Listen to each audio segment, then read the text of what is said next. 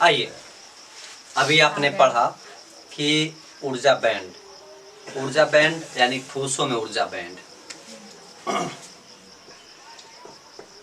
ठोसों में ऊर्जा बैंड की बातें करते हैं हम लोग। तो स्पेशली इसके अंतर्गत आपने ये देखा कि जो हमारा एक चालक होता है, चालक, और दूसरा अचालक, जिसे एक दूसरे भाषा में इसको हम बोल सकते हैं चालक, कंडक्टर, ठीक है, non conductor, conductor and non conductor, ये चीजें हैं। तो स्पेशली इसमें देखोगी जो सिंपल सा हम लोग पढ़ते आ रहे हैं, Q = I × T। कोई भी सब्सटेंस है, कोई भी पदार्थ है, उस पदार्थ में जो है चार्ज होता है, जो आवेश होता है, वो आवेश इजीली प्रवाहित हो चुके, यानी आवेश प्रवाहित होने का मतलब क्या, धारा उसमें समय के सापेक्ष, जो समय के प्रोडक्ट में वो फ्लो हो सके, उसको चालक कर देंगे। जैसे बेसिक एग्जांपल में बोला जाता है, सूखा लकड़ी हो, पानी हो, लोहा हो, तो उसमें हमारा करंट जो है इजीली जो क्या हो सकता है, फ्लो हो सकता है। करंट रहेगा तो यानी उसमें चार्ज रहेगा ही रहेगा। तो आप ऐसा बोल सकती हो, चालक उसे कहेंगे ठोस में ऊर्जा के वो बैंड होंगे जिसमें इजीली से, आसानी से जो है क्या फ्लो हो सके, आवेशों का, बट इसमें आवेशों का फ्लोटेशन ना हो, बहुत कठिन हो। जैसे अंबर ले लेते हैं, अंबर, ठीक है, एबोनाइट ले लेते हैं, शीशा ले लेते हैं, ठीक है, आप ब्रक ले सकते हैं। इसमें जो है आप प्योर वाटर भी लेना, प्योर वाटर, तो इसमें जो है बहुत ज़्यादा जो है वह फ्लोटेशन नहीं होता, होगा ही नहीं, नौ के बराबर, नगड़ के बराबर होगा। तो इस कंडीशन में प्रश्न आप लोग का एक स्पेशली आपके बोर्ड के अकॉर्डिंग बनेगा कि ऐसे में मान लीजिए हमने यहाँ पे कोई एक ऐसा बैंड लिया, ठीक है, एक ऐसा जो बैंड लिया, वो बैंड इस तरह से देखा जा रहा है, एक जो है आपका यहाँ पे ये बताया जा रहा है कि चालक के फॉर्म में है। आप कुछ दूरी पे एक दूसरा बैंड लेते हैं, ठीक है, वो दूसरा बैंड जो फ्रीली है, करंट का फ्लोटेशन है, यहाँ पे चार्ज का जो फ्लोटेशन है, यहाँ से लगाए यहाँ तक का जो एनर्जी लेवल होगा, वो एनर्जी लेवल क्या होगा, यहाँ पे 3.0 इलेक्ट्रॉन वोल्ट होगा। यानी चालक से अचालक के बीच में जो यदि आप आते हैं तो लेस देन इक्वल पे भी, ठीक है, या मोर देन पे भी मैक्सिमम अप्रोक्स में जो है 3.0 इलेक्ट्रॉन वोल्ट होंगे। आप देखिएगा सूखा जो सेल होता है ना, उस पर मेजर करके लिखा रहता है कि इसकी कैपेसिटी इतनी होती है, ठीक है। तो यहाँ से लगा यहाँ तक कि इसके बीच की जो होता है वो हमारा इतना आता है 3.0 इलेक्ट्रॉन वोल्ट। आप कैसे आता है ये देखना चाहते हैं तो इसका स्पेशली एनर्जी इक्वल टू आप फार्मूला लगा दीजिए, क्या था, हाफ mv स्क्वायर हो गया।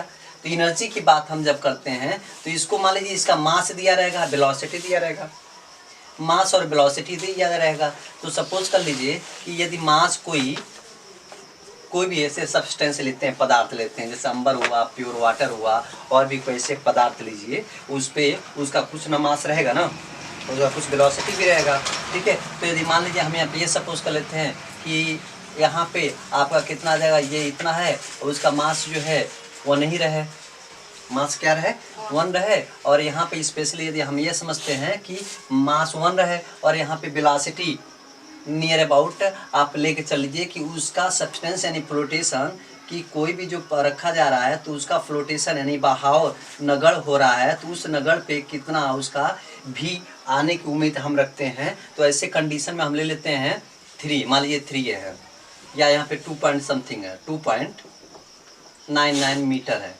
मीटर पर सेकेंड, हाँ, तो लगभग 3 के आसपास में मान लेना ना, हाँ, तो 3 3 जा 9 और 9 होगा। तो ये स्पेशली क्या देख पाओगी कि भाई ये देखो एनर्जी हमारा लेवल कितना हो जा रहा है, 4.5 हो जा रहा है, ठीक है। तो स्पेशली अभी ये किस में आ रहा है, जूल में आ रहा है, ठीक है। लेकिन यहाँ पे बोला गया इलेक्ट्रॉन वोल्ट में, किस में बोला गया है, इलेक्ट्रॉन वोल्ट में बोला गया। तो इलेक्ट्रॉन वोल्ट में बोला गया, जब जूल को हम कन्वर्ट करते हैं इलेक्ट्रॉन वोल्ट में तो 1.6 इंटू 10⁻⁻19 से क्या करते हैं, डिवाइड कर देते हैं।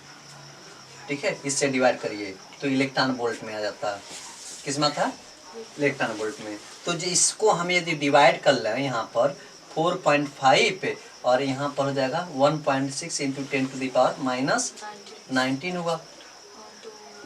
ठीक है, तो कितने मार्क जाने की उम्मीद है, 2 16 32 कितना करिए आएगा, 13 13 का 0 लगा दीजिए, 130 फिर पालक पढ़िए, 16 85 16 96 16 12, ठीक है 8 फिर कितना बचा 2 फिर आगे लगाइए, इतना होगा। तो अप्रोक्स में लगभग में देखिए क्या 3 के आसपास में लेक्चर चल रहा है ना, मतलब ये दिखा रहा है कि 3 से बड़ा भी हो सकता है, कम भी हो सकता है, इक्वल भी। यहाँ पे हम चाहे तो इक्वल भी लगा सकते हैं। तो अब ये किस में कन्वर्ट होकर आ जाएगा, इसको जब चेंज कर देते हैं हम लोग सीधे इसमें आ जाता है इलेक्ट्रॉन वोल्ट में आता है। ठीक है, तो ये अपने तरफ से मैं वही लेके चला हूँ, वही तो बता रहे हैं। ऊपर जाए पॉजिटिव हुआ ना तो उसको चेंज कर देते इलेक्ट्रॉन वोल्ट में आया है ना। जैसे ये यहाँ पे मान लो यूनिटवा चाहे केजी में रहा या कुछ और में रहा, जैसे मान लो यहाँ पे चलो ये जो यहाँ पर हम लोग लेके चले थे 10 के पावर -16 kg होता, तो यहाँ पे ऐसे लिखती ना अगवा 10 के पावर -14 -19 kg 10 के पावर -19 kg था, ये कट जाता ना तो इलेक्ट्रॉन वोल्ट हो जाता। मैं अपनी तरफ से एक अप्रोक्स मान लिया हूँ तो इतना आ गया आपका 2.81 इलेक्ट्रॉन वोल्ट। तो मेरे समझाने का मतलब ये रहा, सिर्फ ठोसों में ऊर्जा जो बैंड होता है तो आपको सिंपल सा ये समझना पड़ेगा यहाँ पे कि यदि कोई भी परमाणु हम लेते थे, कोई 2 परमाणु लेते थे तो इन 2 परमाणुओं के न्यूक्लियस से बीच की जो है दूरियां या जो मध्य होती थी उसमें कौन सी क्रियाएं होती थी, अननोन क्रियाएं होती थी। जब अननोन क्रियाएं होती थी तो अननोन क्रियाओं के रीजन से जो इसकी एनर्जी लेवल हुआ करता था वो क्या होता जाता था, बढ़ता जाता था।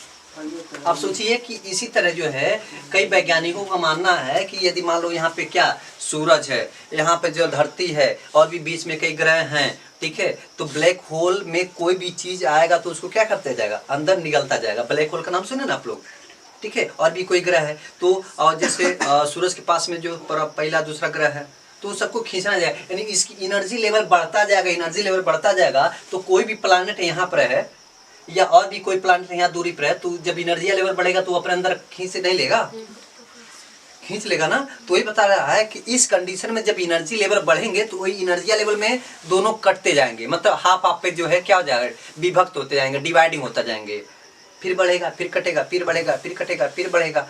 तो इस कंडीशन में आपको ये देख पाओगे कि ठोसों में जो ऊर्जा बैंड होता है तो 2 परमाणुओं के मध्य जो अन्योन्य क्रियाएं होती हैं वो ऊर्जा स्तर को काटने की बात करती हैं या विभक्त होने की बात करती हैं। तो जो घटनाएं वहाँ होती हैं वो एक बैंड का निर्माण करती हैं। जिस तरह से मान लो चालक पे हुआ, अचालक पे हुआ, बैंड की निर्माण करती हैं। तो जो बैंड की निर्माण करेंगी उसी को बोल देते हैं ऊर्जा बैंड का नाम दे देते हैं। और ऊर्जा बैंड का नाम देते हैं तो उसमें से आपका ये क्वेश्चन बन के आता है कि चालक पे जो है कुल कितने उसके इलेक्ट्रॉन वोल्ट होते हैं। अप्रोक्स में मल्टीपल चॉइस क्वेश्चन में आ सकता है तो आप वहाँ पे बोल सकते हो कितना कि यस 3 के आसपास में या 3 से थोड़ा बहुत अधिक या 3 से थोड़ा बहुत कम के आसपास में वो हम इलेक्ट्रॉन वोल्ट रिसीव कर सकते हैं। ये आपके क्वेश्चन बन सकते हैं। लॉन्ग क्वेश्चन पे भी जा सकते हैं, शॉर्ट क्वेश्चन पे भी जा सकते हैं, ठीक है। लॉन्ग क्वेश्चन पे कैसे जाएगा वो भी देख लीजिए। लॉन्ग क्वेश्चन पे आपका ये बनेगा कि भैया आप इसमें वेवलेंथ की भी बात कर लीजिए। वेवलेंथ में ये पढ़े हैं ना h/p, ठीक है। तो ये आप हटाइएगा, यहाँ पे डायरेक्ट मैं लिख दिया हूँ। चलिए तो ये हो जाएगा यह प्लांक कांस्टेंट है भाई इतना, इसकी वैल्यू क्या होता है, m भी होता है। और अभी काइनेटिक एनर्जी का हम लोग यूज किया ना, काइनेटिक एनर्जी में एक काइनेटिक एनर्जी में फार्मूला हो गया 12 mv², राइट। हमें किसकी वैल्यू निकालना है, v की वैल्यू निकालना। तो 2 से मल्टीप्लाई कर दीजिए, 2k/m इक्वल टू क्या जाएगा v², हटाइए तो क्या जाएगा रूट में आ जाएगा। अब क्या ये चीज यहाँ पुट हो सकता है, तो वेवलेंथ h इक्वल टू यहाँ पे देख h अपान यहाँ पे देखोगी m आई रूट में क्या v के लिए क्या लिखना है 2k/m। हाँ तो एक m ऐसे काट सकते हैं ना 2 बार लिख के, एक m से एक m कैंसिल, यानी यहाँ पे देख पाओगी H/2k और क्या आ जाएगा m आएगा। ठीक है, अब यही जब पूरा हम लोग सॉल्व कर रहे होते हैं तो h की value 6.6 into 10 to the power how many 34 और यहाँ पे 2। ठीक है, अब यहाँ पे देखिए 2k एनर्जी की एनर्जी हो गया। अब यहाँ भाई कोनो भी पार्टिकल्स हो सकता है, m mass of alpha particles होता है, मास ऑफ बीटा भी हो सकता है, मास ऑफ गामा हो सकता है, पॉजिट्रॉन हो सकता है, फोटॉन हो सकता है, कोनो भी जो है पार्टिकल्स का मास हो सकता है।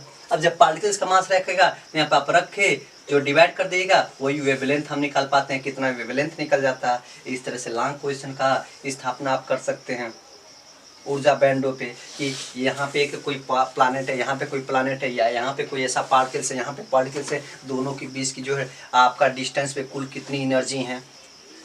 और एनर्जी जो है क्या होता है स्पेशली प्रॉपर्टी उसको जानती हो कि एनर्जी एक फॉर्म से दूसरे फॉर्म में जो है हम चेंज कर सकते हैं, हम ना ही उसको डिस्ट्रैक्ट कर सकते हैं ना ही उत्पन्न कर सकते हैं, यही आपका कॉन्सेप्ट होता है। तो जनरली ये सब चीज़ें आपका बेसिकली जब आप तैयार किए रहेंगे ना ये बहुत ईजी लगेगा। तो इससे आप लगाओ यदि चाहते हैं अपने लाइफ में तो आपका ये बहुत कुछ आपकी लाइफ बना देगा और बहुत अच्छे लाइफ आप जी पाएंगे। खैर आपके बोर्ड के लिए आवश्यक है ये सब जान लीजिए और पढ़ाई मन से कीजिए। आई होप आपको समझ आएगा। वीडियो को लाइक सब्सक्राइब शेयर करते रहें, कराते रहें। So thank you. खाना खाने